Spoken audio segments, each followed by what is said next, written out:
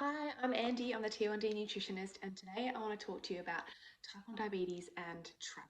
Traveling with type 1 diabetes can be quite stressful because travel in itself is quite stressful, and then you add type 1 diabetes on top of it, and there's a million extra things you have to think about. So, I want to give you some tips and strategies that you can use to make traveling less stressful, things that I do, things that I recommend to my clients as well, and hopefully, it will just make the whole experience more enjoyable for you. So I'm not someone who's traveled a ton, but I have traveled a little bit. I've done some overseas travel, I've done some interstate travel, and I guess you could still call it overseas, but very close to home, but kind of across the ocean a little bit. Some cruises, I've been on a plane, I've been international planes, I've done all of the things, but not a ton of it. So I'm not like the most well-versed traveler, but I can give you some good tips. So, my most challenging travel experience was when I went to Thailand. This was a long time ago now, probably almost 10 years ago. But my major challenges were in the airport and basically getting through airport security, dealing with the language barriers that were there, and just the stress about not knowing the language, but also not having that security of being able to go and hand in like a prescription if I needed to, or to explain if anything went wrong and things like that. So that was my most challenging one.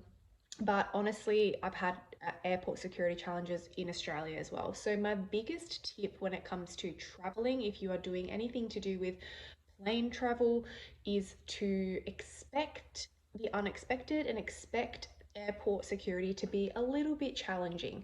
Um, doesn't mean that it's necessarily going to be a negative experience, but I would expect the worst, because then if things go better than that, then fantastic.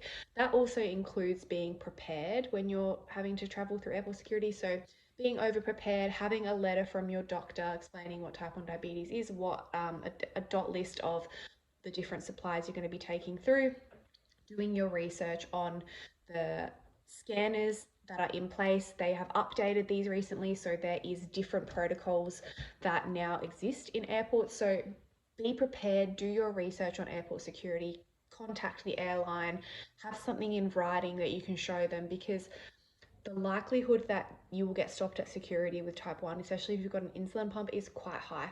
So make sure you do that, and it's going to be a lot less stressful. It's a little bit more work up front, but when it comes to the day, you can rest assured that you've done what you can to try and make it smooth and efficient. And my biggest thing outside of airport security is honestly keeping your supplies organized. So making sure, number one, you've got more supplies than you're ever going to need in this trip, splitting up your supplies between a carry-on and checked luggage, and not insulin though. Insulin should always go all into your carry-on, but split up all the other supplies, because if anything does go missing, that way at least you've got half with you. And the other thing is just having everything organized so that when you are dealing with airport security, when you're in a different country, possibly trying to speak and understand a different language, when you're trying to navigate all these different airports, you're going from airport to taxi to hotel to three or four or five different locations a day, and then back and forth, and you don't want to be misplacing your type 1 supplies. So my biggest tip is to have everything organized. Like I said, split up your stuff when you're traveling, but then when you finally do get to your hotel, make sure you've got everything organized. You know where all your stuff is. Don't leave it behind. Have a checklist ready. And also, I would invest in a travel case, and that is super easy to do. I can give you a fantastic recommendation. I would recommend the IBD medical travel cases. Whether you get the plus or just the original version, they're both quite large and they will fit a fair few supplies in there.